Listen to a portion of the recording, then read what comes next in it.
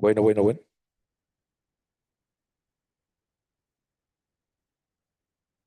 Bueno, muy buenos días a todos y todas. Adelante, por favor.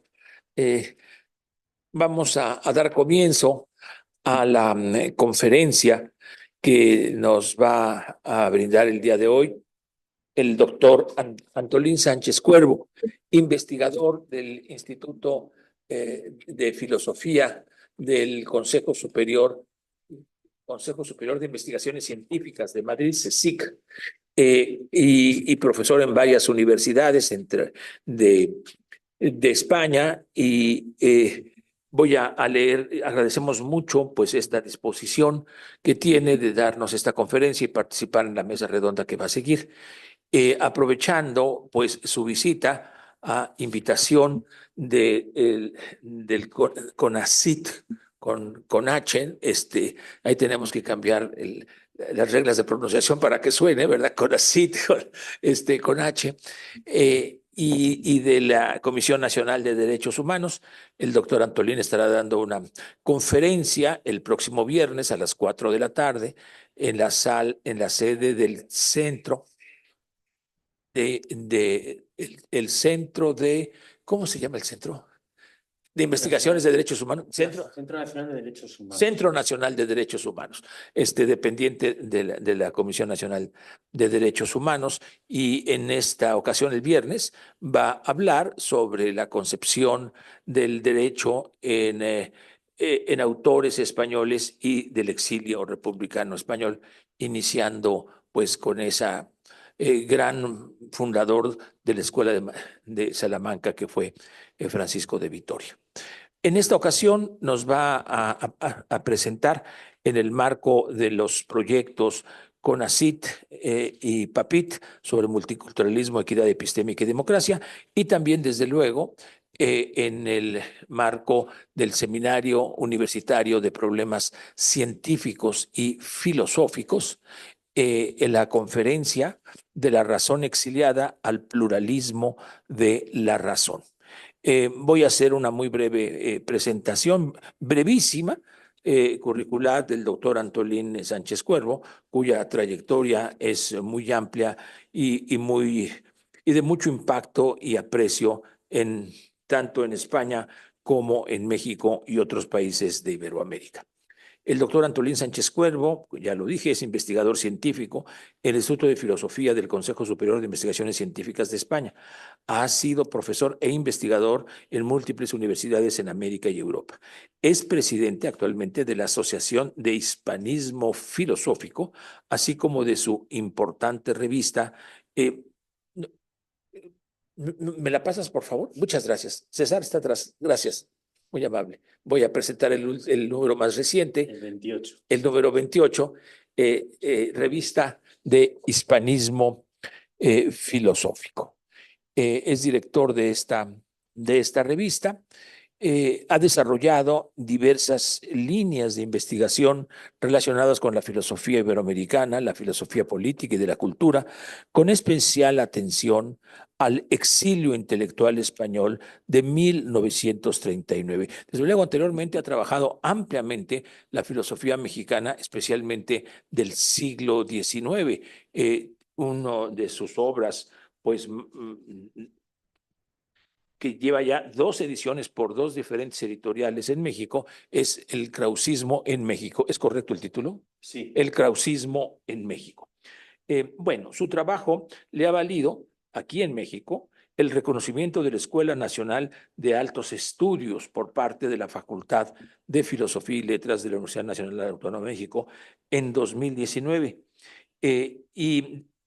Bueno, esto es desde luego un reconocimiento a toda la labor que ha desarrollado sobre temas de común interés a México y a España, y sobre todo a la filosofía iberoamericana y su presencia en nuestra universidad y en nuestra facultad, en donde ha sido invitado y participa en varios proyectos de investigación. Entre sus muchas publicaciones destacan el libro que ya mencioné, El Krausismo en México, y en 2003, así como y muchas obras más. Menciono una de las recientes, el número especial que ha coordinado en la revista Sansueña, editada en España, cuyo título es sobre Adolfo Sánchez Vázquez, Filosofía, Estética y Literatura. Bueno, ya no me extiendo más en el muy amplio currículum. Cedo la palabra al doctor Antolín Sánchez Cuervo, que nos va a hablar ahora de la razón exiliada, así se llama, de la razón exiliada al pluralismo de la razón. Agradezco y reconozco, pues, la generosidad del doctor Antolín Sánchez Cuervo, en primer lugar, y también del CONACYT y de la Comisión Nacional de Derechos Humanos y el Centro de Derechos Humanos. Gracias, Antolín, te paso la palabra, muy amable. Yo creo que me pongo aquí y estoy como más Donde tú. ¿no?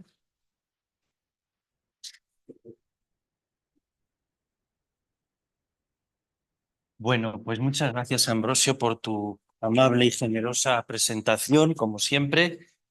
Muchas gracias a todos ustedes y muchas gracias por organizar esta sesión de trabajo, ¿no? De manera así un poco informal que nos permita pensar en voz alta, ¿no? Y discutir algunas cuestiones. Y además en esta época del año en la que pues todos estamos ya cansados, sobrecargados, ¿no? Etcétera. Y bueno, por supuesto, muchas gracias al CONACYT y al Centro Nacional de Derechos Humanos por hacerse cargo de mi viaje, y un placer volver aquí a esta sala, a este instituto, y en tan buena compañía, en tan grata compañía. Y pues Ambrosio me sugirió que planteara la cuestión del pluralismo, de la razón en el contexto iberoamericano, que es un tema constante, ¿no? En nuestros seminarios, en el seminario que organizan ustedes, en los cursos de la Cátedra del Exilio. Y bueno, pues consideré que quizá podría ser interesante enlazarlo con el conjunto del exilio filosófico español republicano del 39, el cual es heterogéneo, es poliédrico, pero hay un hilo conductor común, entre otros, que es precisamente la reconstrucción, la reformulación, la resignificación de la razón tras su autodestrucción en la Europa de entreguerras bajo el efecto de la violencia incubada en lo más profundo, en el corazón de la racionalidad tecnocientífica moderna y de la gran cultura burguesa europea. Esto es un lugar común. Siempre me pregunto si aquí en México y en América ustedes consideran esto un lugar común a la hora de pensar la historia intelectual reciente.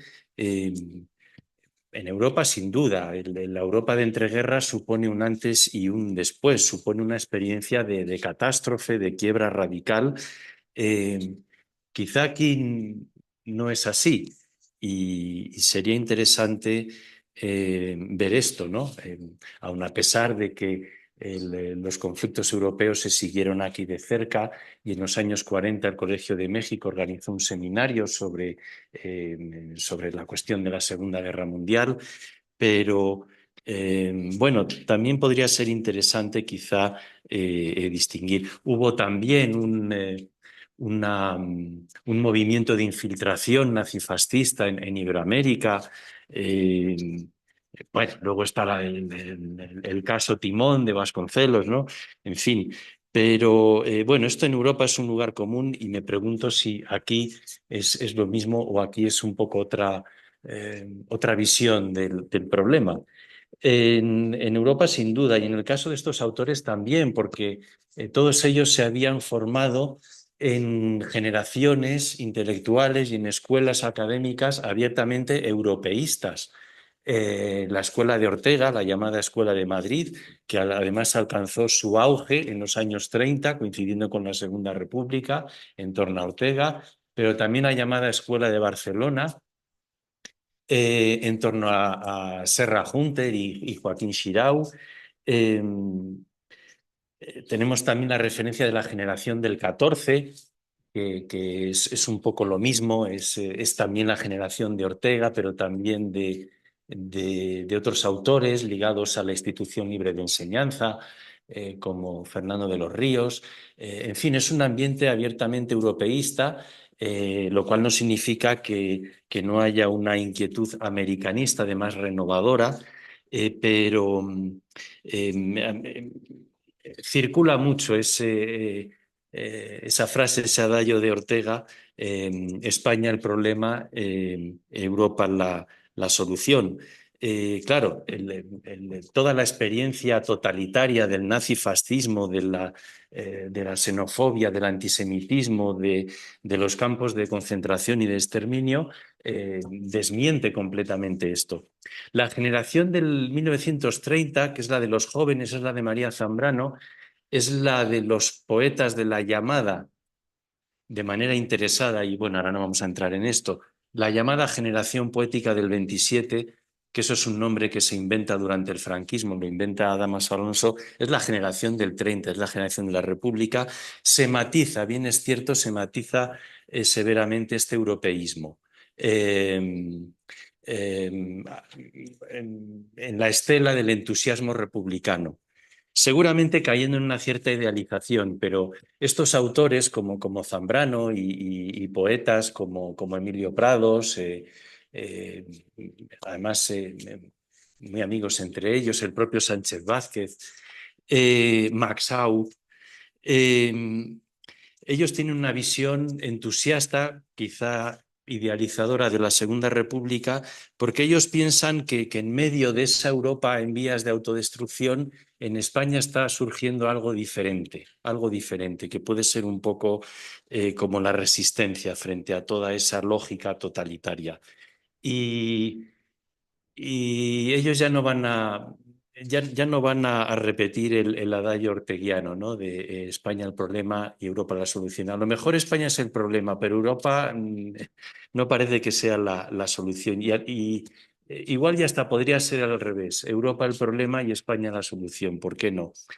La España del entusiasmo republicano, de la generación poética, de la generación de 1930, etcétera.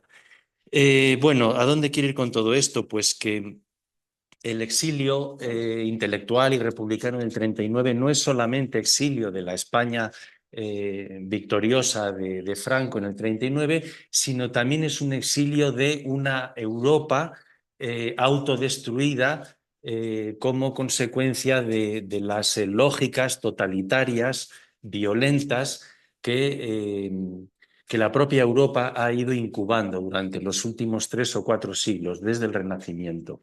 Esto es importante y, bueno, es conocido en el campo de la historia política, pues cómo finalmente el nazifascismo acaba intimidando a las democracias occidentales. Es conocido el pacto de no intervención durante la Guerra Civil Española, liderado por Francia y Reino Unido. Es un pacto en el que se decide, en el fondo, boicotear a la República Española, negarle su derecho a comprar armas, a defenderse, y es un pacto además sistemáticamente violado desde el primer día por la Alemania de Hitler y la Italia de Mussolini. Pero desde el primer día, o sea, del 18 de julio, que es el día del golpe, los miles de soldados del ejército africanista de Franco son transportados desde el Marruecos español a la península ibérica en aviones de la Legión Cóndor de Hitler. Entonces, claro, es el triunfo de la visión nazifascista del estado de excepción, personificada en la filosofía jurídica de Carl Schmitt, perdón, sobre el derecho internacional. El derecho internacional queda totalmente anulado bajo la primacía de estas políticas nazifascistas, de la soberanía como ejercicio, instauración y extensión del estado de excepción, de extensión del espacio vital. Detrás de esto está, por supuesto, Carl Schmitt, ¿no? y Junger también.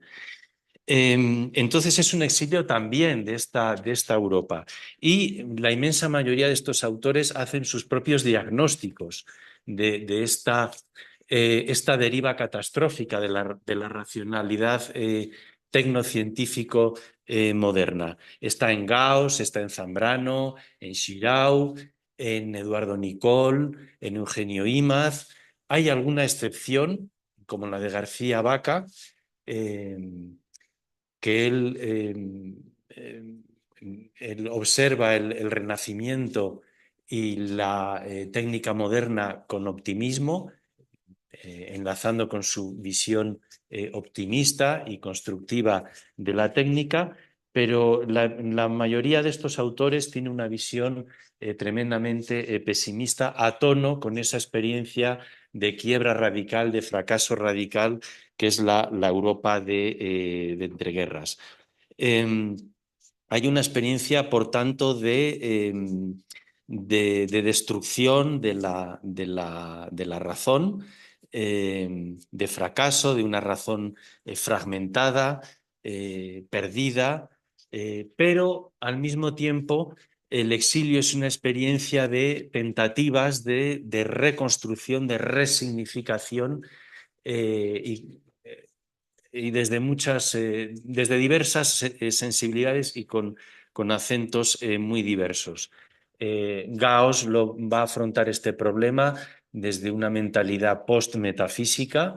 Nicol, en cambio, va a apostar por una refundación de la metafísica. Sánchez Vázquez en clave marxista. María Zambrano va a ser más audaz, pretenciosa, se va a remontar nada menos que a los mismos orígenes del logos y va a querer rehacerlo todo en clave raciopoética. Xirau lo va a hacer desde un organicismo que tiene la impronta del krausismo institucionista, al que fue muy afecto.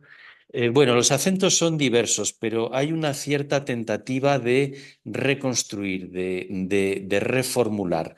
Y aquí radica un pluralismo muy interesante, a mi modo de ver.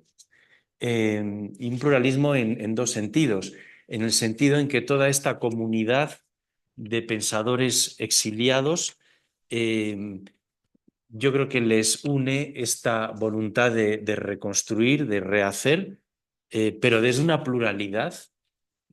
Es una comunidad poliédrica que en el 39 sale despedida y que luego en el exilio pues se intenta reacomodar también académicamente y profesionalmente.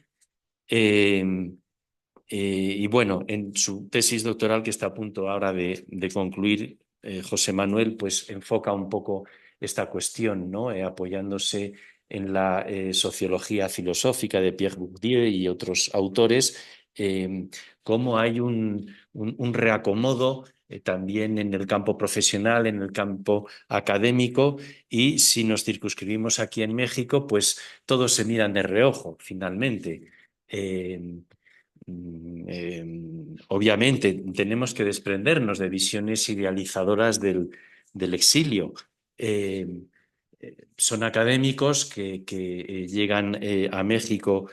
Sin duda, aquí no hay ningún tipo de idealización, es la pura realidad.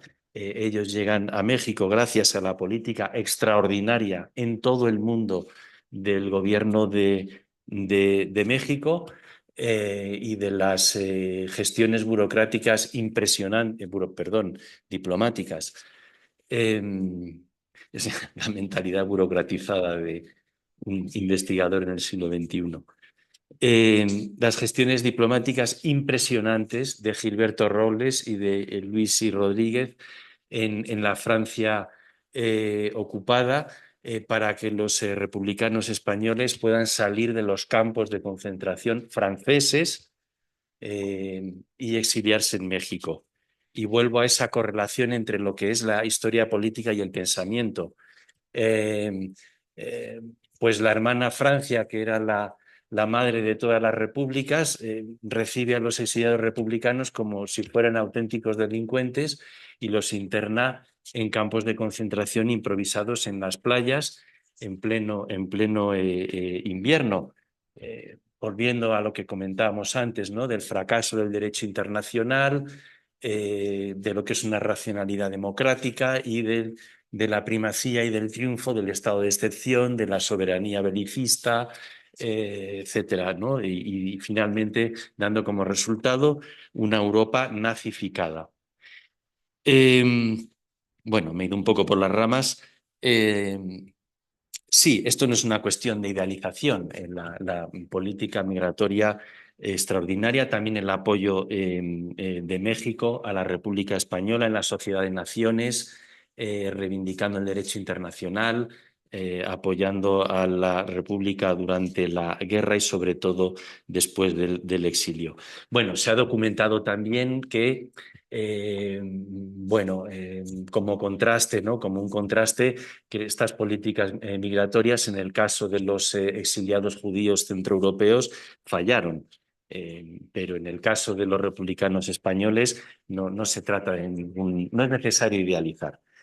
El caso es que estos exiliados se acomodan en un medio profesional, académico, en el que siempre hay tensiones, hay polémicas, hay pugnas y en el que el saber también es poder, el saber en la academia es también poder y bueno, esa es la realidad y estos autores pues también tienen sus polémicas entre sí. Es relativamente conocida la polémica entre Gauss y Nicole, pero entre Gauss y Shirao también hay una tensión.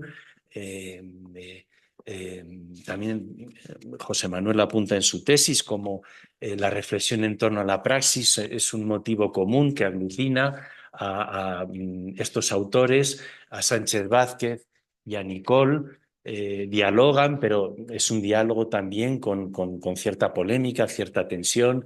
La primera teoría de la praxis de Nicole como respuesta a la filosofía de la praxis de Sánchez Vázquez, también entre García Vaca y Nicole. En fin, hay todo un juego, ¿no? de tensiones en el que podemos observar una pluralidad sumamente interesante, una pluralidad en la que hay diálogo y hay tensión.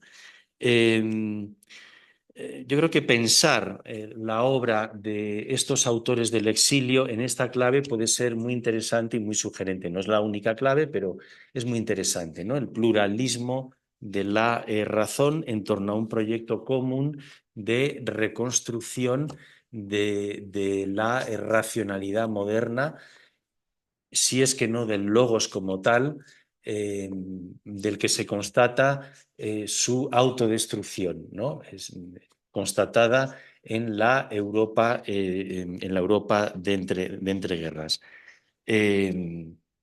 Dicho sea de paso, la Unión Europea fue un proyecto que nació como respuesta a esto.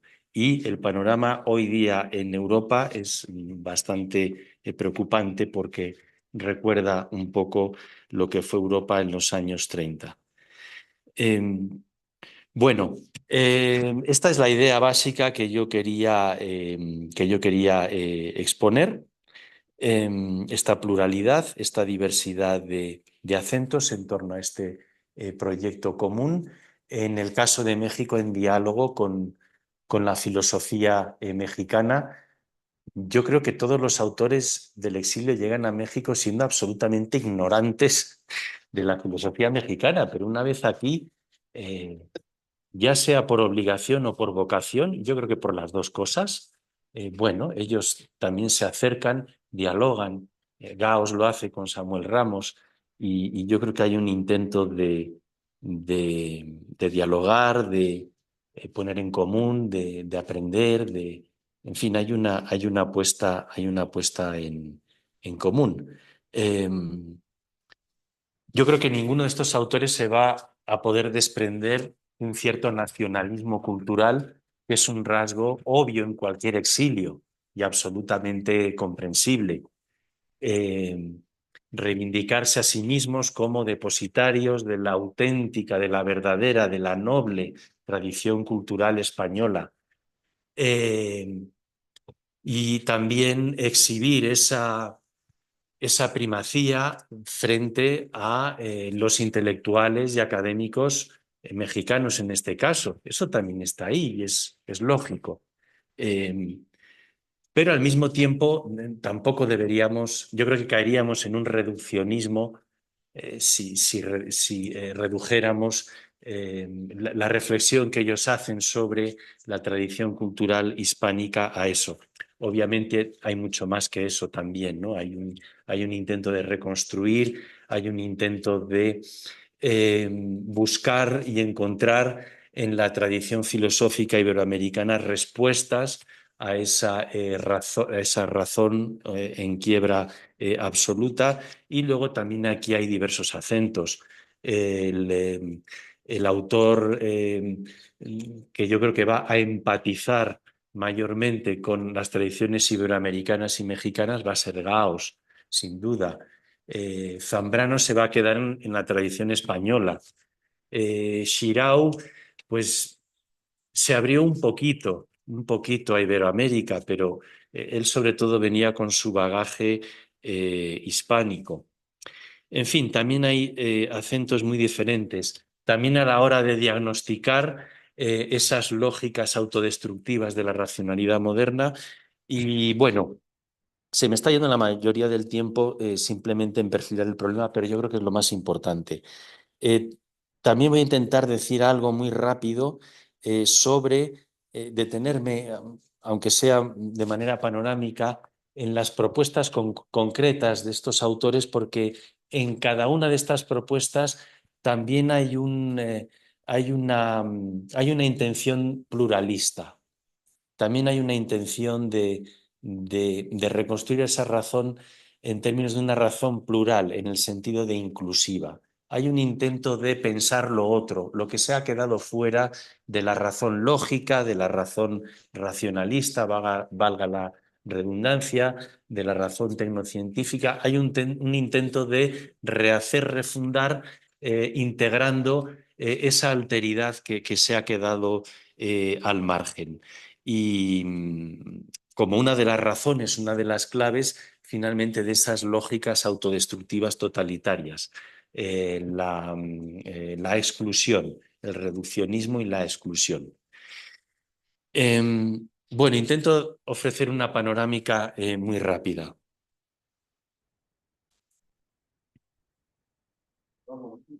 Sí, pero ahí también me sirve de marcapasos, ¿verdad? Bueno, el caso de Zambrano es muy claro. Zambrano solo estuvo un año en México, pero fue justo el año inicial de su exilio, que ya ha sido muy, muy investigado, muy documentado, muy repetido. Yo simplemente recordar esos dos libros gemelos que publica aquí en México, Filosofía y Poesía, que es el resultado de las conferencias que imparte en la Casa de España, que es la institución previa al Colegio de México, y Pensamiento y Poesía en la vida española, que es el que escribe en Morelia. Son dos libros gemelos. Filosofía y Poesía no deja de ser una especie de genealogía de esa catástrofe contemporánea, ¿no? Lo que viene a plantear Zambrano es que la filosofía se ha perdido ya en tiempos de Platón, si es que no antes, desde el idealismo parmenídeo, que es el que entronca mayormente con el idealismo platónico. Ya desde entonces la filosofía se desprendió de la poesía. Platón condena a los poetas y ahí, justo en ese momento, es una de las claves, ¿no? de esta deriva milenaria de la filosofía, que tampoco hay que caricaturizar, obviamente, no es simplemente el principio de un desastre, o sea, es el principio de un humanismo que ha ido realizando grandísimas conquistas a lo largo del pensamiento occidental, pero siempre con esta constante excluyente, ¿no? De excluir lo otro de la razón lógica, que es la poesía.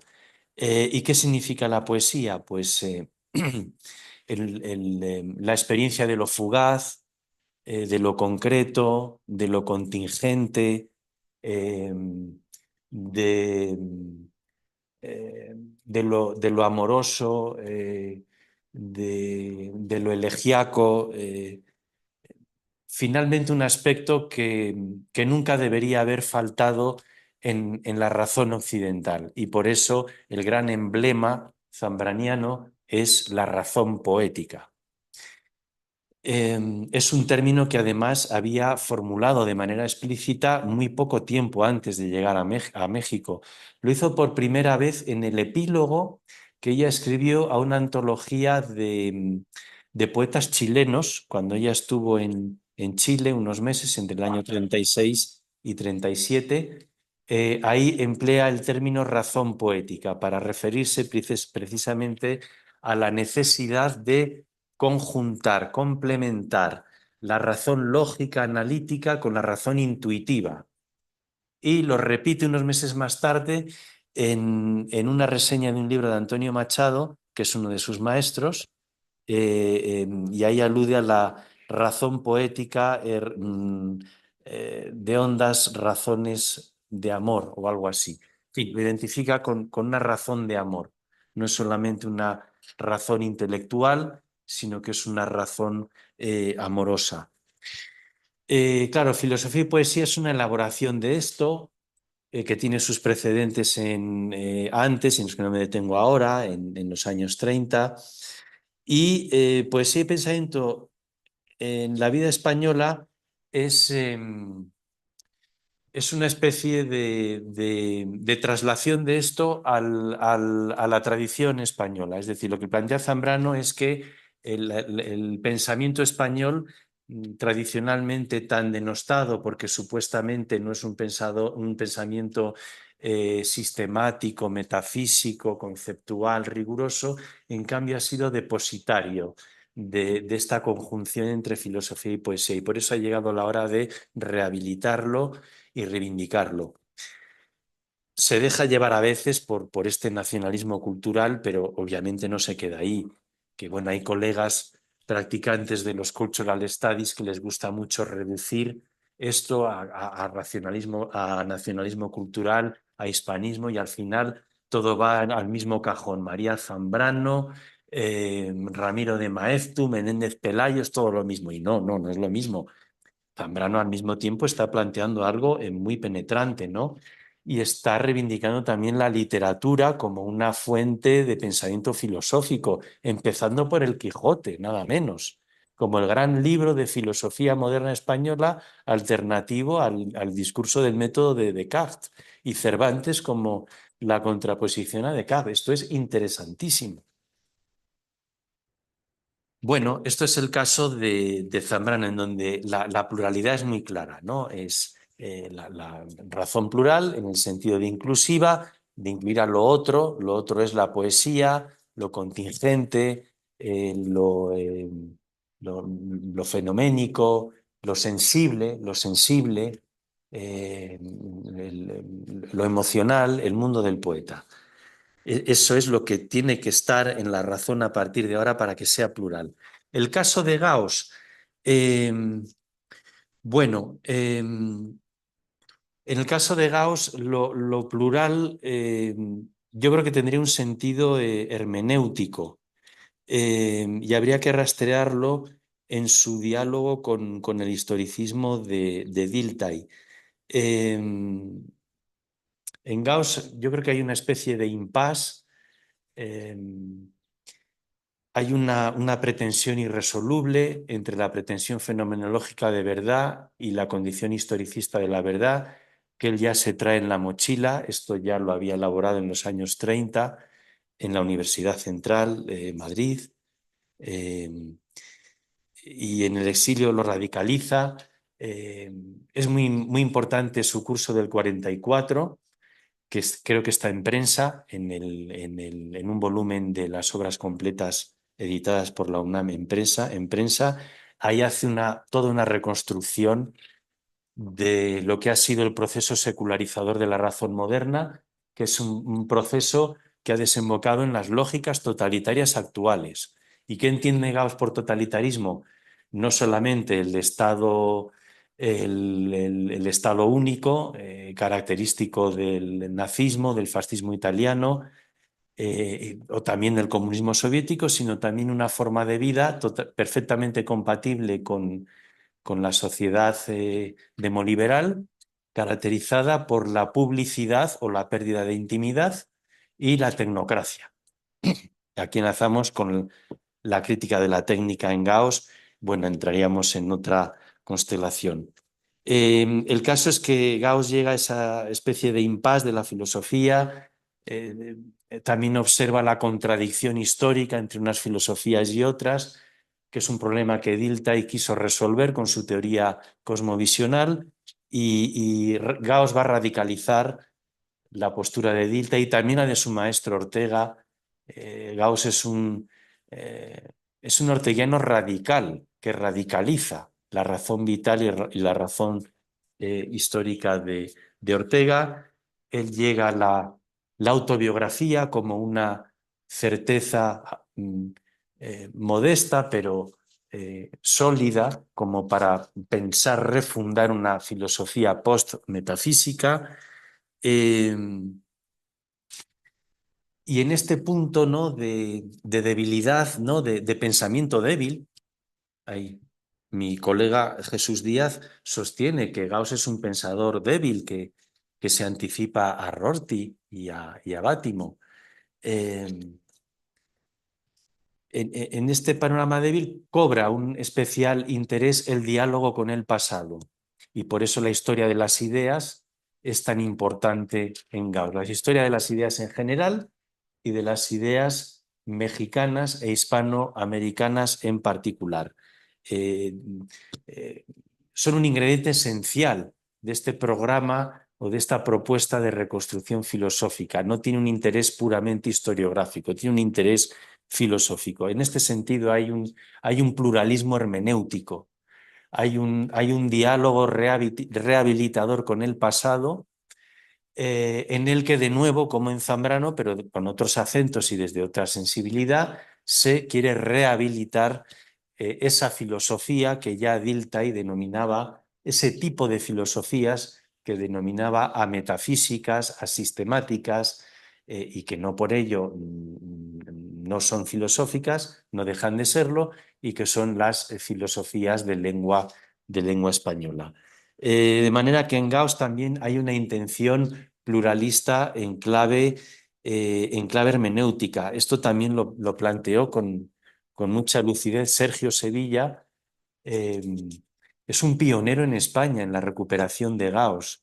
Es un profesor, un catedrático emérito de la Universidad de Valencia, que hace 15 años o más pues él ya dirigía proyectos de investigación sobre Gauss, y además sobre el Gauss duro, no solamente el Gauss hispanoamericanista, el Gauss de los cursos, el Gauss filósofo de la filosofía, y sobre García Vaca. Y Sergio planteaba mucho este pluralismo hermenéutico en Gauss,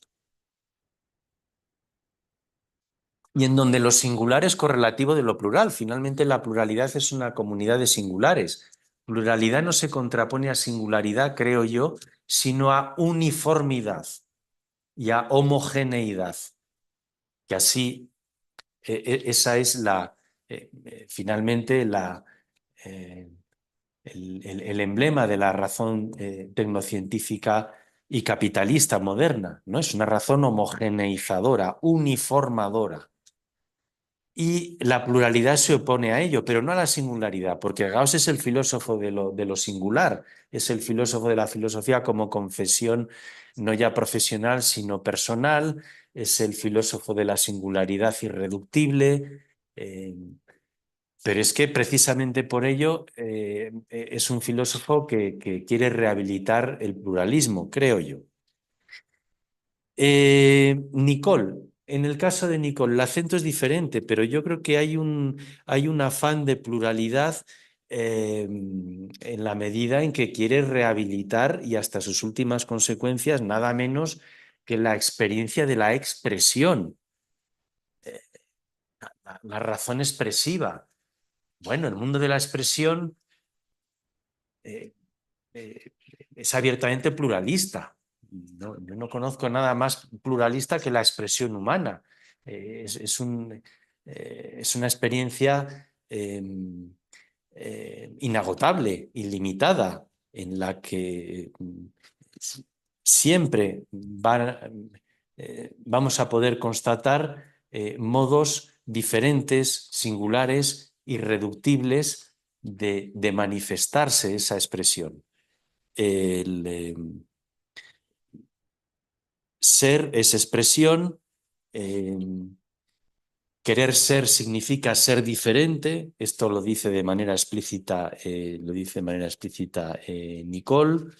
Él quiere refundar la metafísica, pero insuflándole precisamente aquello que el logos no llegó nunca a explicitar desde un principio, que es precisamente la expresión. Para Nicole el logos es palabra, más que pensamiento y discurso es palabra, es palabra. Y es una palabra que ofrece razones de la realidad, pero lo hace siempre de manera comunicativa e intersubjetiva. De manera que la objetividad es algo que se construye. No se reduce a una construcción, hay también una realidad. Yo creo que es una tensión.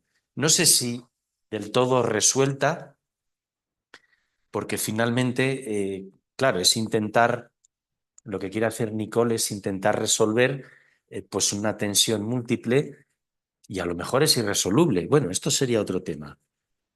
Pero es una objetividad que al mismo tiempo es el resultado de una intersubjetividad que es histórica, que es un proceso y que por eso mismo es ilimitada, porque es expresiva.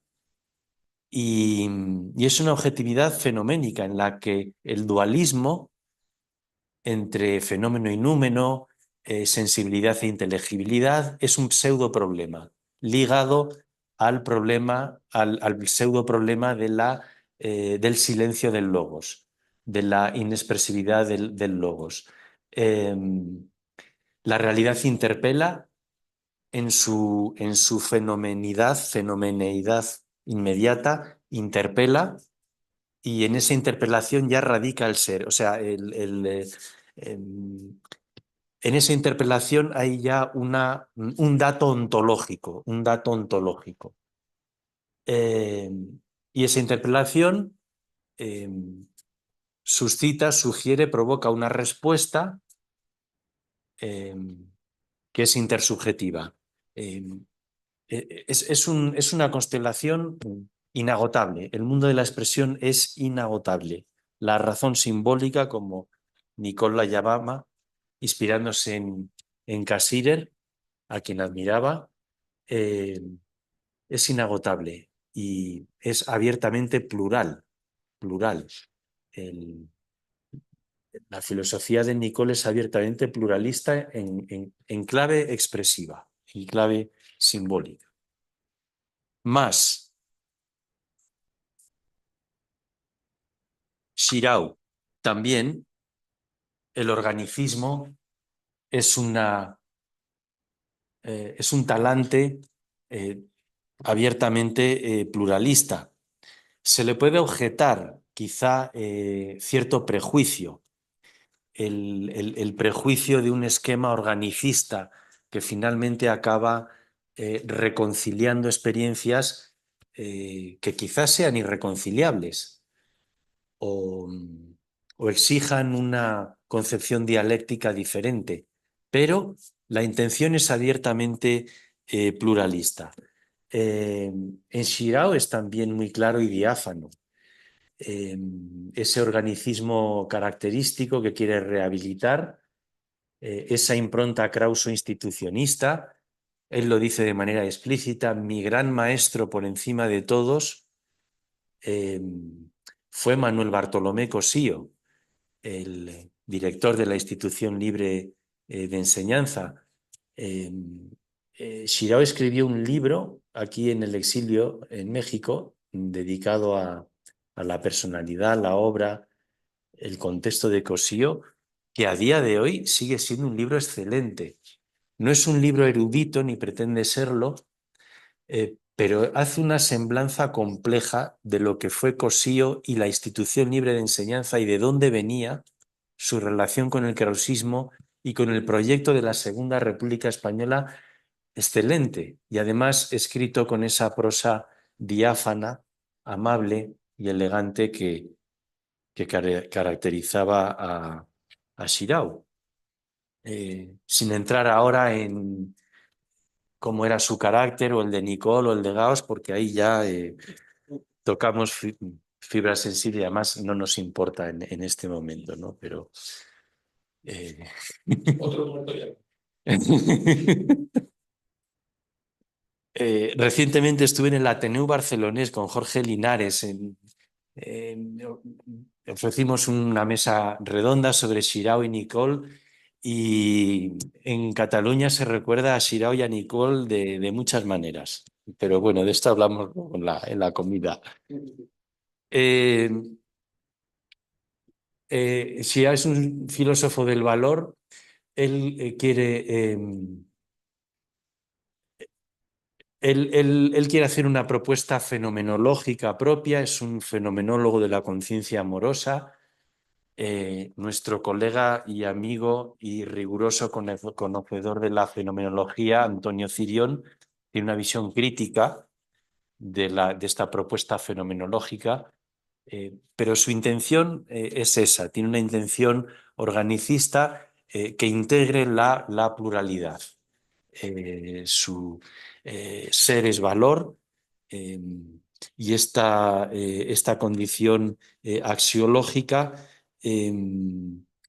permite una apertura a la pluralidad y no digamos su reconstrucción de lo que él mismo denominó el humanismo hispánico. Él hace todo un relato de nación, hace todo un relato del humanismo hispánico desde sus orígenes medievales en la vida y obra de Ramón Llull, que es un autor muy importante para entender el humanismo hispánico y para entender la llamada España de las tres culturas. Y es un autor en el que se va a fijar mucho en esos mismos años en Estados Unidos a Américo Castro, desde otras claves, pero Xirau también tiene esta visión organicista y por lo tanto sensible al pluralismo cultural.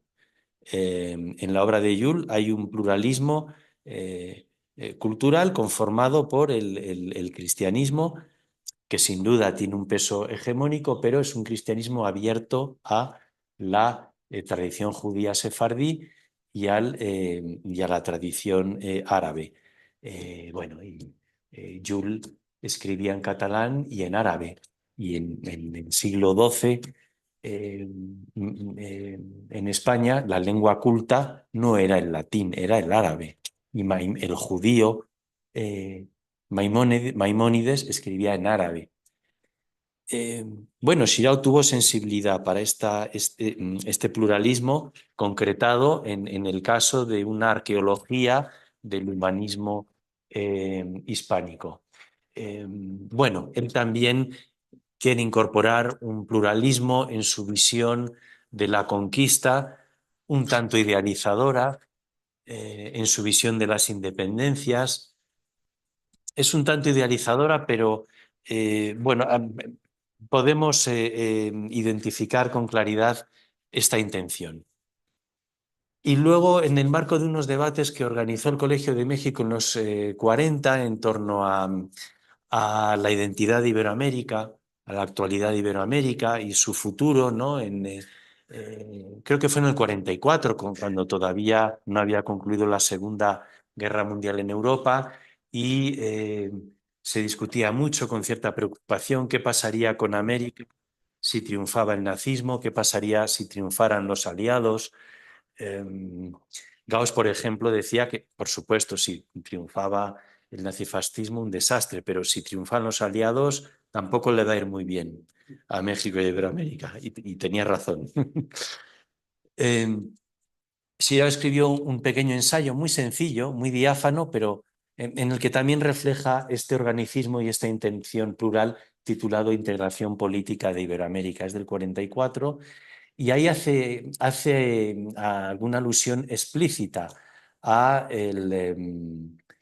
la cultura y las aportaciones y los valores del indio americano como un acervo que obviamente hay que integrar en cualquier visión integradora, valga la redundancia, u organicista de Iberoamérica, los valores del indio americano. Bueno, y ya termino. Una alusión a Sánchez Vázquez, que, bueno, pues aquí tenemos a César, que conoce muy bien y mejor que yo, y bueno, por supuesto, a Ambrosio. Yo creo que en Sánchez Vázquez también podríamos reconocer una intención pluralista en clave marxista, pero obviamente en la medida en que él quiere plantear no ya un marxismo humanista, que esto es una etiqueta demasiado vaga y amplia, sino en el sentido más específico de que él quiere hacer una filosofía original y novedosa de la praxis, que contemple la praxis como una práctica esencial, nuclear en el hombre, en la condición humana, eh, pero en el sentido de que está llamada a ser una praxis creadora, creativa, en este sentido artística, el arte como praxis, la praxis como un arte en sentido amplio. Aquí también nos estamos abriendo al pluralismo filosófico, puesto que el mundo de la creatividad también es ilimitado. Yo creo que podríamos incluso trazar una cierta analogía con la expresión en Nicole. Con la expresión en Nicole. En el caso de Sánchez Vázquez también hay una apuesta por la pluralidad ilimitada de la praxis, ¿no? Hay praxis imitativas, repetitivas, alienantes, pero hay también una praxis creadora, transformadora, artística, que es la praxis en la que el concreto humano puede realizarse como tal. De manera que, si nos fijamos en el exilio filosófico en México, aquí yo creo que podríamos identificar 5 propuestas de pluralismo, que en su conjunto conforman también, a su vez, un pluralismo, una pluralidad.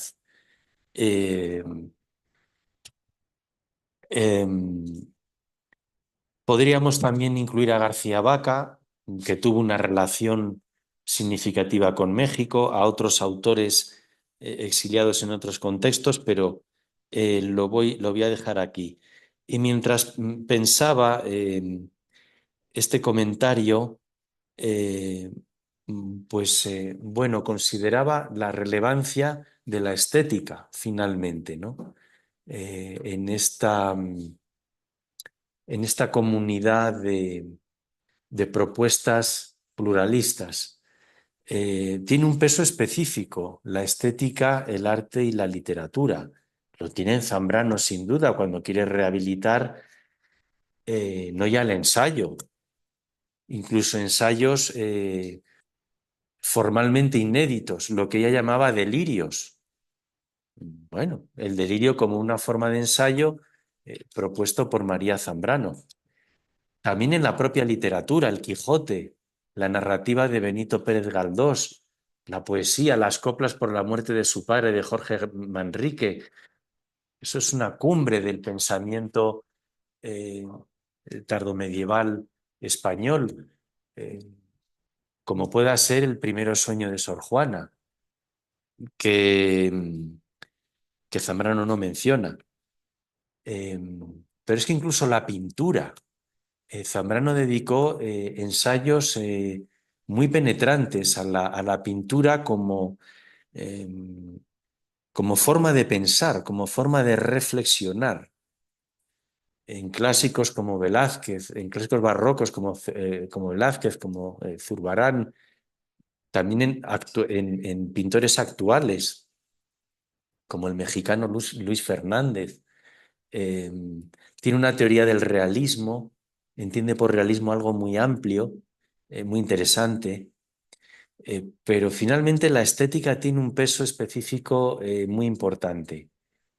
Y en Gauss también, porque cuando Gauss caracteriza al pensador de lengua española como un pensador, como un hombre de acción, como un político, como un educador, pero también le caracteriza como un hombre con sentido estético, tanto por la preferencia de sus temas como por su estilo. Tiene una voluntad de estilo. El pensador hispanoamericano, según Gauss, tiene una voluntad de estilo que ya se le podía haber pegado a él, ¿no? Aunque las confesiones profesionales, yo creo que sí, bueno, ahí hace una prosa o en sus aforismos es otro Gauss, ¿no? Con un estilo diferente, o en su fenomenología de la caricia. Pero en el caso de Nicole, bueno, ahí quizás sea más discreto el peso de lo estético, pero Nicole también dedicó diversos ensayos a la estética, al lenguaje estético, al lenguaje de lo sublime.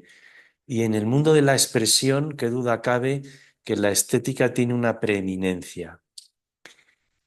Y bueno, en el caso de Xirau no es tan clara esta preponderancia de la estética, pero en el caso de Sánchez Vázquez sí, sin duda. Es una propuesta estética, pero no ya por el campo estético que él acota y en el que profundiza, sino porque la praxis contempla el arte como tal, como una forma de praxis, y además una forma de praxis específicamente valiosa, sino porque yo creo que el concepto de praxis en sentido amplio, en general, tiene esta vocación estética, artística. Toda praxis es arte. Cualquier praxis tiene algo de arte. Entonces, finalmente nos encontramos con un pluralismo en el que la estética tiene un papel importante, importante. Y bueno, yo por ahora dejaría aquí este comentario. Podríamos discutir, comentar, rectificar algunas cuestiones, pero bueno, les estoy muy agradecido por la oportunidad. Pues muchas gracias. ¿Me permites? Muchas gracias a Tolín por este panorama tan amplio y sugerente sobre la pluralidad del exilio, sobre todo en lo concerniente a la razón, y especialmente este énfasis de proponer una filosofía con todos sus diversos matices y pluralidad interna, alternativa a la filosofía hegemónica de la Europa misma y del norte y de Norteamérica, ¿no? Que sigue siendo hegemónica. Y esto pues es muy sugerente y sobre todo muy vivificador de lo que nos preocupa a muchos, de fortalecer una filosofía iberoamericana, no con un ánimo chauvinista para nada, pero sí claramente anticolonialista, antiimperial en el sentido cultural del que el propio Gauss hablaba, ¿no?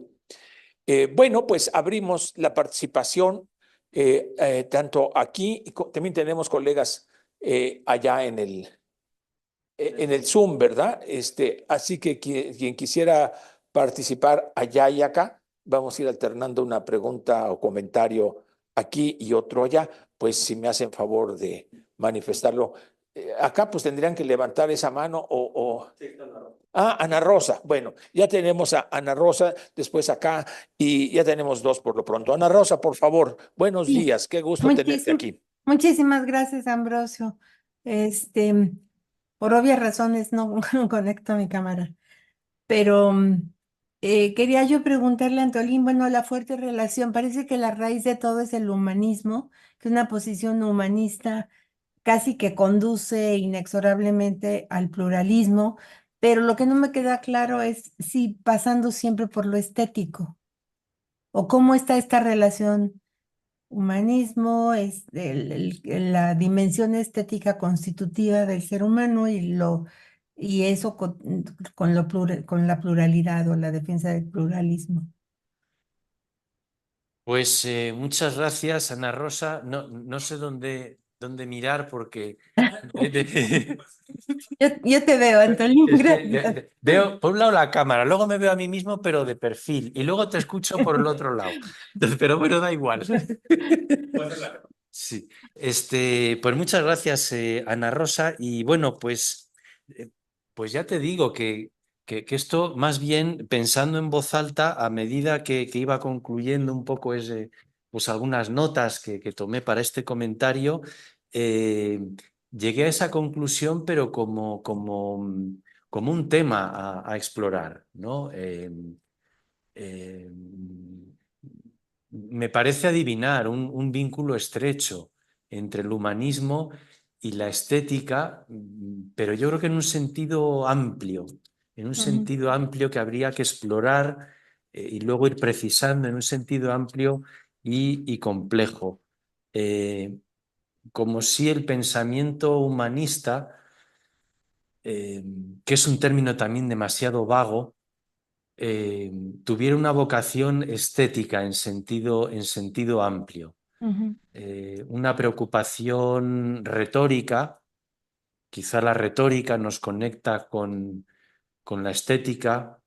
Ambrosio identifica, ¿no?, la retórica como uno de los rasgos de esta tradición humanista iberoamericana republicana, y yo creo que sería muy interesante explorar la conexión entre estética y política. Estética y política. Yo creo que ahí habría una pista muy sugerente, ¿no?, y muy interesante. ujú, Y en la Europa de entreguerras de los años 30, eh, esto es un lugar común. El nazifascismo reduce la política a estética, pero además de manera muy crasa, muy tosca. Pues todo lo que tiene que ver con las banderas, los desfiles, las escenificaciones, las puestas en escena. Es decir, es una relación muy perversa entre estética y política, la que podemos apreciar en estas lógicas totalitarias que vienen de donde vienen. Vienen de la razón tecnológica, homogénea, racionalista, autoritaria, absolutista.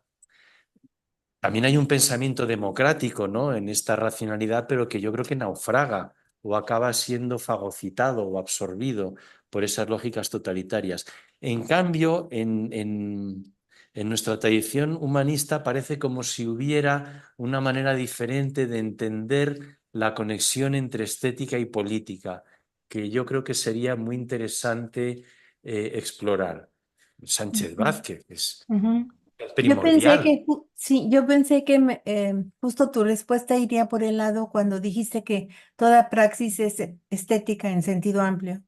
Sí, sí, Ah, pensé que iba más por ahí desembocar en el pluralismo, ¿no? sí, eso es lo que a mí me gustaría rastrear desde antes, ¿no? A partir de ese elemento retórico, o pienso en Sor Juana. Sor Juana es una figura política, ¿no? Ujú, ujú, Cierto sentido, y en el que la estética tiene una primacía. Eh, en fin, no sé, me parece que es una pista a explorar. ¿Cuál es la conexión entre estética y política en nuestro humanismo? Y cómo es una conexión diferente a la conexión estética y política en la razón homogénea o como la queramos llamar, y esa razón que deriva en esa conexión tan tosca, ¿no? De la reducción de la... Esto es algo que formulan de una manera compleja los frankfurtianos, ¿no? La reducción de la política a estética, a desfiles, banderas y todo eso que, en fin. Ujú. Sí. Sí, muchas gracias. Por favor, Carlos Bagaya. Bueno, no sé si se escucha. Doctor, pues muchas gracias. Yo quisiera, pudiéramos abonar en el tema de la filosofía jurídica y su importancia para estos pensadores, ¿no? Mencionaba Carl Schmitt, pues cómo su filosofía jurídica, pues puso un punto y aparte para poder reflexionar posteriormente toda esta cuestión de la pluralidad, ¿no? En contraposición a su posición autoritaria y homogeneizadora de la razón totalitaria, ¿no? ¿Cómo, cómo esta filosofía jurídica, pues determinó a los pensadores para buscar unas posiciones más pluralistas? Pero ahora, ¿cómo podemos hacer para construir una filosofía jurídica de tal manera, utilizando estos elementos culturales, filosóficos y estéticos y políticos? Es una tarea Bueno, titánica, pues pero desde la con singularidad. esto podríamos hacer un seminario. Gracias. Sí, yo la filosofía jurídica, incluso en estos autores, la conozco mucho menos. Ahora, yo te diría, yo creo que hay una intención de rehabilitar el derecho internacional. eh, ¿Desde qué claves jurídicas? Bueno, no lo sé, pero yo creo que hay una intención de rehabilitar el derecho internacional. Ellos también llegan al exilio con una experiencia eh, muy dolorosa, ¿no? Y muy trágica de incumplimiento, de fracaso del derecho internacional. Estos autores llegan cruzan la frontera y llegan a la madre de todas las repúblicas, al norte de todo el pensamiento ilustrado europeísta en España desde siglos antes, que es Francia, y son tratados como delincuentes y además como apátridas. Se les despoja de todos los derechos y se les hacina en esas playas inhóspitas donde muchos pues, se van muriendo, ¿no? Esto es una experiencia terrible. Eh, eh, eh, y, bueno, y son rescatados por las políticas migratorias de Cárdenas y de México y la labor impresionante de estos dos diplomáticos, ¿no? De Luis Rodríguez y de Gilberto Bosques. Entonces yo creo que ellos aquí quieren rehabilitar eso en respuesta a la primacía smithiana, ¿no? De las de la contradicción amigo-enemigo, como clave para pensar la soberanía, del nomos de la tierra, de la teoría del espacio vital y sobre todo de la aplicación y extensión del derecho del estado de excepción como el rasgo característico de un estado, ¿no? De manera que el derecho internacional, pues finalmente acaba siendo pues algo casi sentimental. Yo creo que ellos quieren rehabilitar eso, ya desde qué claves más específicas, pues no lo sé. Sí me parece, por ejemplo, interesante, significativo, eh, toda la labor que hizo aquí Carmen Rovira, que es una exiliada de la segunda generación, pero ella vive, ella experimenta el exilio, todo esto que acabo de decir. Y ella en la estela y en la escuela de Gauss se interesa mucho por el debate en torno a la conquista. Yo creo que ese es un campo filosófico jurídico interesante, donde igual puede confluir la filosofía mexicana, el humanismo iberoamericano y también la perspectiva jurídica o filosófico-jurídica. Rescatar lo que significó ese debate, cuál es la actualidad que pueda tener y que Ambrosio la señala en su libro sobre controversias de la filosofía mexicana, cuando él señala una analogía y una complicidad entre los debates del siglo XVI en torno a la legitimidad o ilegitimidad de la conquista, la humanidad del indio, etcétera, y las propuestas de León Portilla, de Luis Villoro y de Pablo González Casanova, de Stavenhagen, en torno a los derechos indígenas. Hoy, a fecha de hoy, de 2021. Bueno, en 1994, pero hasta hoy, o sea, en la actualidad. Entonces, bueno, enlazar el exilio con esto, por ejemplo, los trabajos de Carmen Rovira, cuya tesis doctoral se dedicó al concepto de derecho en Vitoria y su proyección en América, pues puede ser interesante.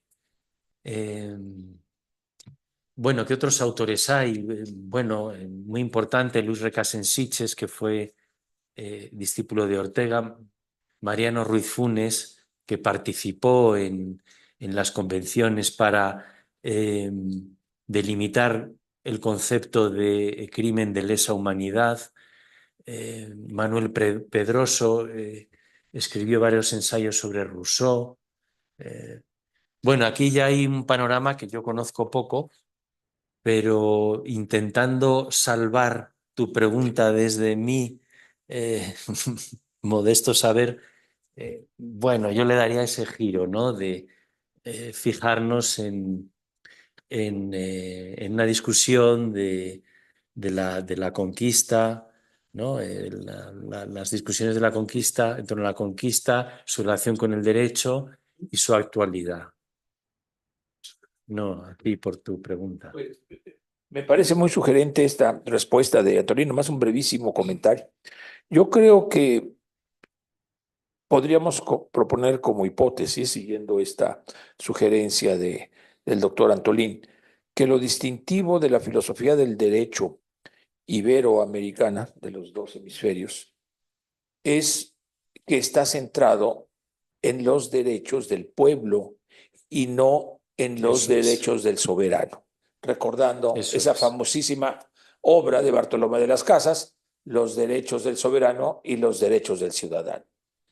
Y a diferencia de lo que sucede, creo yo, no soy especialista, con el grueso de la filosofía del derecho europeo y norteamericano, está más centrado en los derechos del soberano y lo que le queda, lo que le queda al ciudadano. Pero lo distintivo desde la Escuela de Salamanca, en donde desde luego no incluiría yo a Suárez, fundamentalmente a Soto, a Victoria y a Bartolomé de las Casas, y que rescata desde luego el exilio. Un autor muy sugerente es Gallego Rocaful, también, ¿no? Es los derechos del pueblo. Y déjenme nomás poner un ejemplo, justo qué significa la posición de Cárdenas frente al poder estatal, inclusive reconocido por la ONU, al poder del Estado fascista. No, la legitimidad del pueblo, perdón, la soberanía del pueblo le da legitimidad a la República, no al golpe de Estado. Y por eso no solo nos abrimos al exilio, sino reconocemos y es sede México, tú me corregirás, Antolín, de la República Española. Sí, sí, como claro. república, Exacto. como Estado legítimo. Y esto es una visión distinta del derecho. Acaba de ocurrir en Ecuador. Acaba de ocurrir en Ecuador. ¿Cuál es el argumento de la diplomacia mexicana y del gobierno mexicano frente a la supuesta persecución de un supuesto delincuente? No, el exilio, el derecho de exilio es derecho de las personas frente a un poder estatal. Sí, es el Y derecho ese es a el eso. punto fuertísimo que tiene México y que está en debate actualmente, pues a nivel internacional. Creo que esto es una característica. Bueno, pues paso Así es, muy eso es bien. un comentario un poco complementando lo de Antolín. Importante esta distinción entre derecho del pueblo y derecho del soberano, es muy importante. Lo que viene desde Bartolomé de las Casas. Perdón, por favor, César. Muchísimas gracias, Antolín, por la conferencia, fue muy sugerente. Yo quiero insistir en lo que estabas proponiendo, igual para alimentar nuestra discusión que tenemos constantemente en diferentes espacios. Y es justo preguntarte si quizás no podríamos plantear, igual que lo acaba de decir el doctor Ambrosio, la idea de que justo la politización del estético y especialmente del arte es, digamos, propio de una característica propia de la filosofía iberoamericana.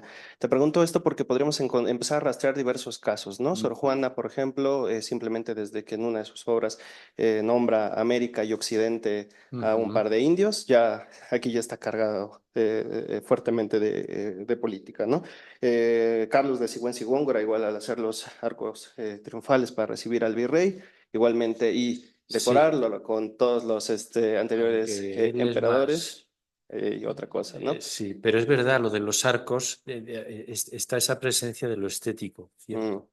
Y bueno, yo digo, y Sor Mm. Juana en sus obras, ¿no? Pero así quizás podríamos irnos rastreando y encontrar, por supuesto, en nuestros últimos referentes como María Zambrano, que bueno, pues tú sabes muchísimo más de eso, y Adolfo Sánchez Vázquez, el elemento digamos, de ensalzar el aspecto de la creación al mismo tiempo que del compromiso político, ¿no? Y social. Y bueno, digo, en el último caso con Sánchez Vázquez, pues de la creación, la socialización de la creación y la recepción de la obra de arte, ¿no? Entonces quizás podríamos plantear que esa politización de lo estético, a diferencia de, digamos, la tradición dominante europea, es propio de la tradición iberoamericana filosófica. No sé qué te parezca la idea.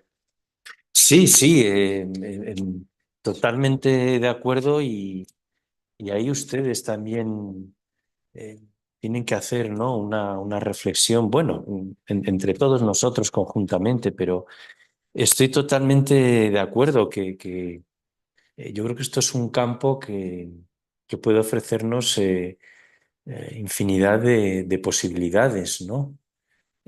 Porque mira, este detalle que has apuntado de los arcos triunfales también es otro detalle, ¿no? De presencia de lo estético en una circunstancia muy política en la que los arcos además llevan inscripciones que hacen presente a los gobernadores aztecas, ¿no? A los gobernadores prehispánicos, en los que le advierten al virrey que tiene que gobernar como los nuestros, no como ellos, y en donde esto se representa, claro, además en el mundo barroco. Esto se representa, ¿no? Y cuando hay representación, pues hay una presencia de lo estético muy fuerte, ¿no? Entonces, yo creo que sería muy interesante esto, ¿no? Verlo incluso con cierta retrospectiva. Seminarios sobre estética y política en el humanismo iberoamericano, algo así, podría ser muy interesante. Eh, eh, sin dejarnos llevar tampoco por idealizaciones, ¿no? También observando las limitaciones, los contrapuntos, pero ¿cómo se ha pensado esta conexión estética y política en un ámbito y en el otro, en un mundo y en otro? Podría ser muy interesante y muy sugerente. Ujú.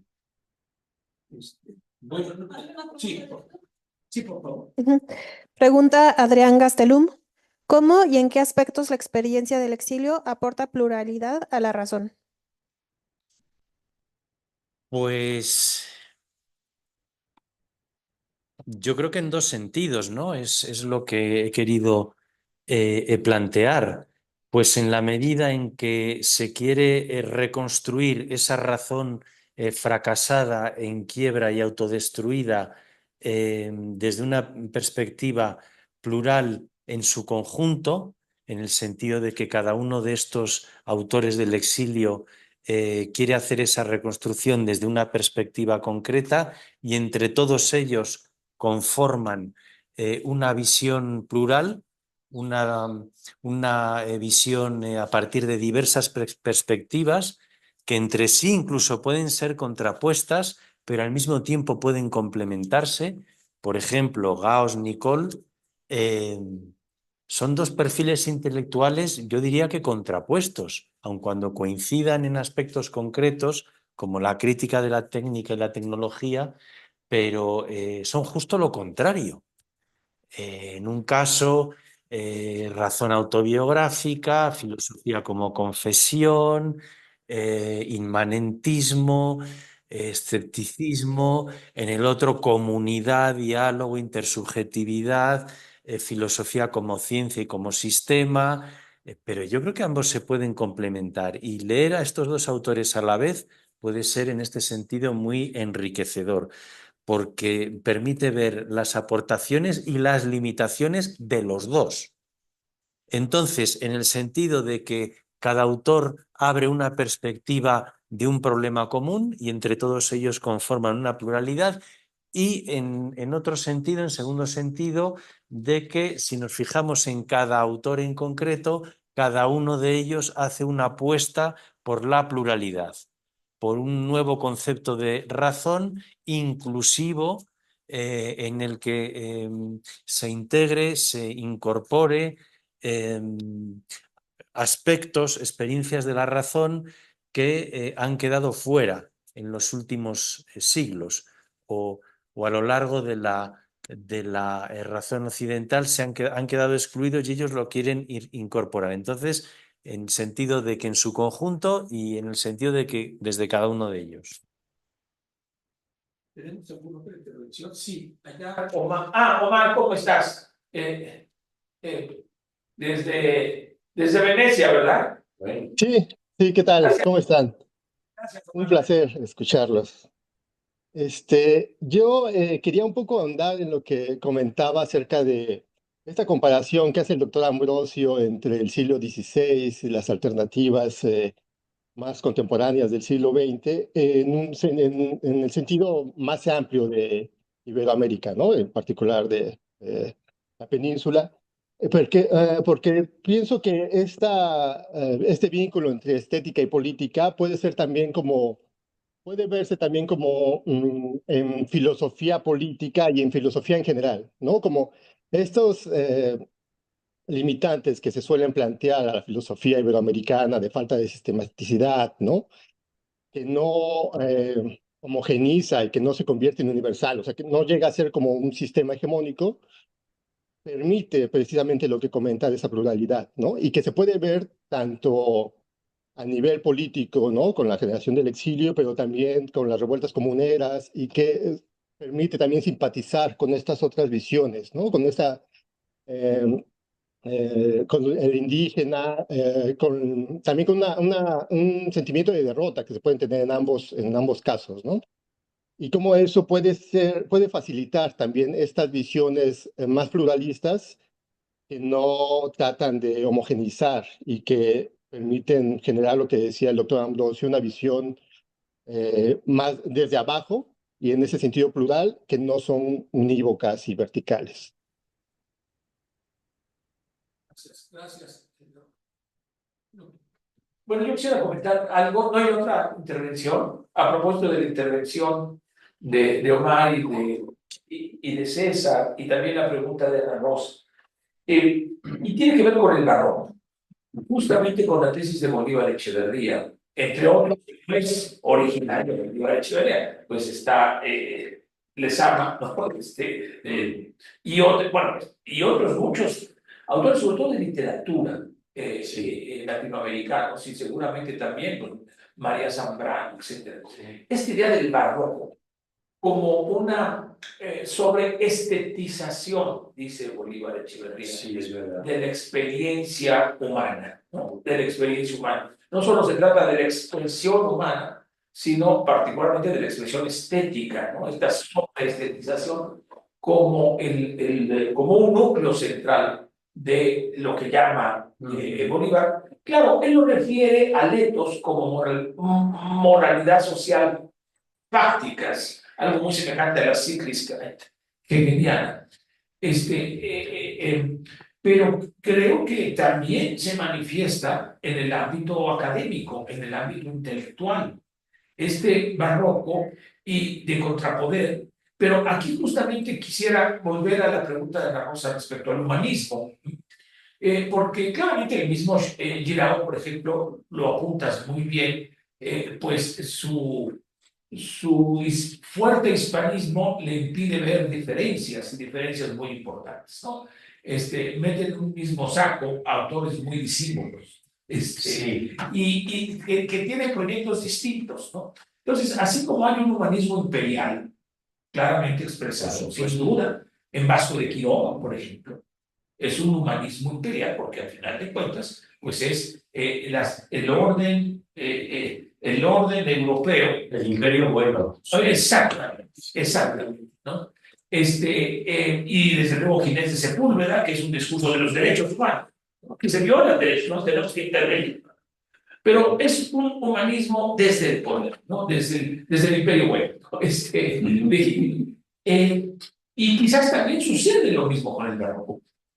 Sí. En algún congreso que tuve oportunidad de asistir en España, en Salamanca, organizado ahorita recuerdo el nombre de mi querido colega, que fue director del Instituto de Filosofía Iberoamericana, Ildefonso Rastas, que pues nos convocó mucho y trabajó mucho por este diálogo entre diferentes hemisferios de la filosofía iberoamericana. En ese congreso sobre el barroco recuerdo muy bien que muchas de las manifestaciones eran desde el poder, es decir, especialmente en España. El poder se manifiesta en cada rincón de la experiencia humana, ¿no? Y de ahí lo abigarrado. Pero frente a ese barroco del poder, pues se desarrolla un barroco del contrapoder, ¿no? Tanto allá como acá, yo creo que tanto allá como acá. Y bueno, nomás quería hacer esa conexión entre humanismo y barroco, y que son espacios de lucha, espacios de conflicto, ¿no? Sí. Así como hay un humanismo y un barroco, no estoy diciendo que sea lo mismo, se traslapan desde luego, pero no son lo mismo. Del poder imperial, pues hay un humanismo y un barroco del contrapoder. No solo indígena, como lo plantearía Bolívar, yo creo que ahí está restringido. Y lo discutíamos justo ahora en el simposio que nos hiciste favor de invitarnos, ¿no? Con esta colega que hizo una excelente presentación sobre el barroco y Bolívar. Recuérdame su nombre, Adriana. ¿Quién? Adriana Arpini. Adriana Arpini, ¿no? Nuestra colega argentina. Sí, coincidía plenamente en esta crítica a Bolívar, ¿no? Sí. Pero bueno, es lo que quería yo comentar al respecto. Gracias. No sé si hay alguna otra intervención. ¿Para qué es? Es que este sirve mejor. Es que yo pensé que era una baraca.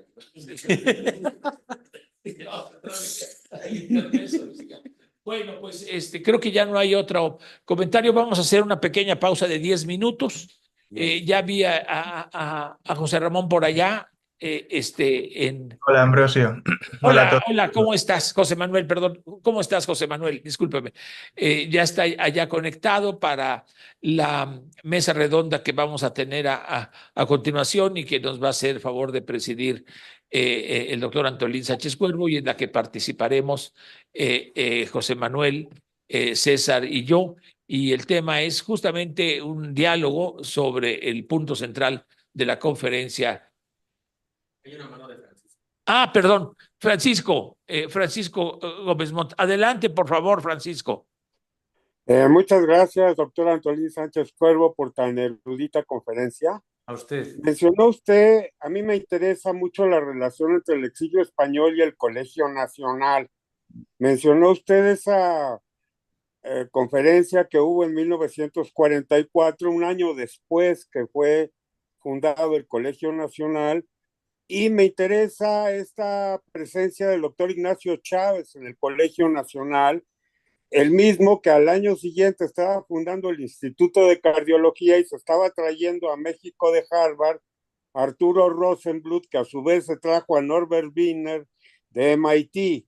Entonces estamos hablando de una relación plural.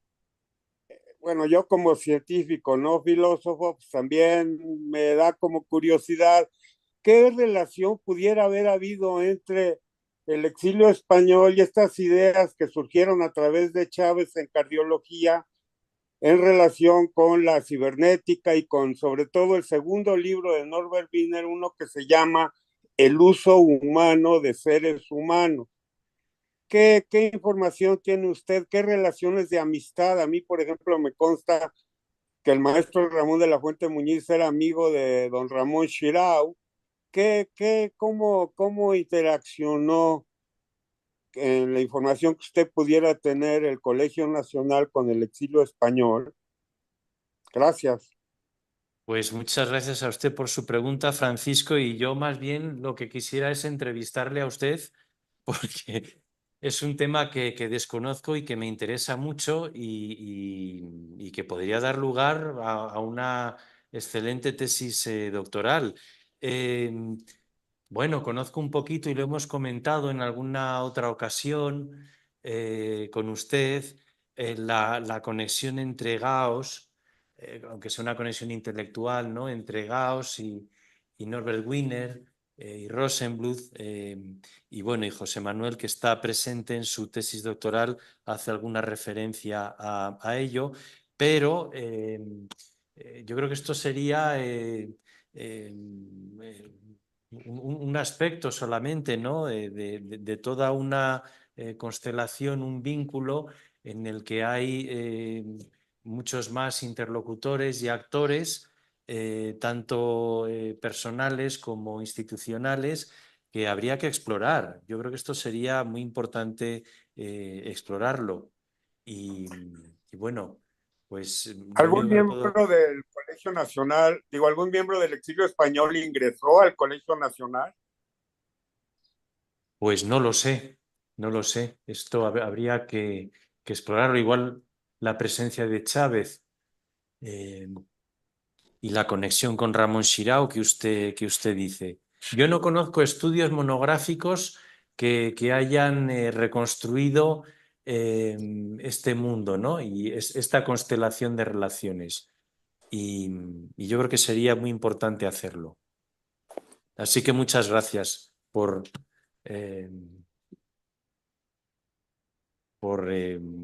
mencionarlo y señalarlo. Exilio y Colegio Nacional. Se ha investigado mucho, por supuesto, la conexión del exilio con el Colegio de México, con la UNAM, con la Universidad Michoacana, con instituciones de enseñanza secundaria, pero con el Colegio Nacional o con el Instituto Politécnico Nacional, la verdad es que no lo conozco y debería hacerse. Sí, muchas gracias. Bueno, muchas gracias al doctor Antolín Sánchez Cuervo A ustedes. y a todos y todas quienes estuvieron presentes. Los invitamos a quedarse a la mesa redonda El pluralismo de la racionalidad en la filosofía de la ciencia y la tecnología iberoamericana. Regresamos en 10 minutos. Muchas gracias. Gracias.